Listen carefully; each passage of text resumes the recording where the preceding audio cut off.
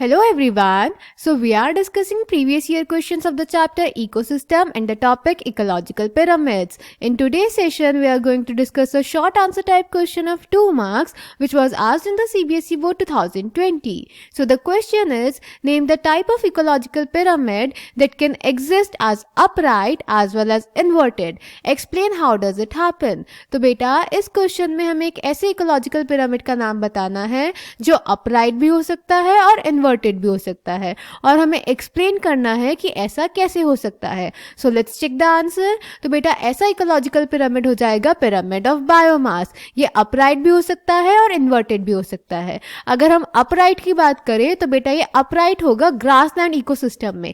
Grassland ecosystem में सबसे ज्यादा बायोमास प्रोड्यूस करते हैं प्रोड्यूसर्स, उनसे कम बायोमास प्रोड्यूस करते हैं प्राइमरी कंज्यूमर्स, उनसे कम प्रोड्यूस करेंगे सेकेंडरी कंज्यूमर्स और सबसे कम प्रोड्यूस करते हैं टर्शरी कंज्यूमर्स. ग्रासलैंड इकोसिस्टम में जो बायोमास प्रोडक्शन है वो हर ट्रॉफिक लेवल पे डिक्रीज होता जाता है.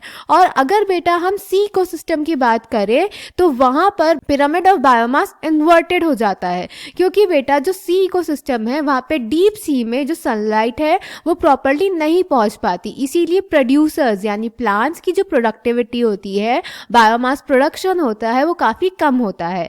इसीलिए जो प्राइमरी कंज्यूमर्स होते हैं उनकी जो प्रोडक्टिविटी होती है, जो बायोमास प्रोडक्शन होता है वो प्रोड्यूसर्स से यानी ट्रॉफिक लेवल 1 से बहुत ज़्यादा होता है. इसीलिए इनका पिरामिड ऑफ बायोमास इन्वर्टेड आता है. Clear?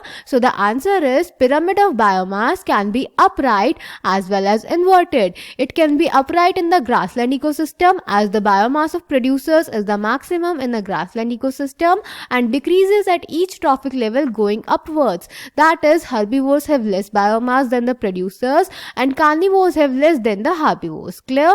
And it can be inverted in the sea ecosystem as the biomass of phytoplankton in the sea is less than the biomass of the fishes which are at higher trophic level than the phytoplankton. So I hope this question is clear to you. Thank you.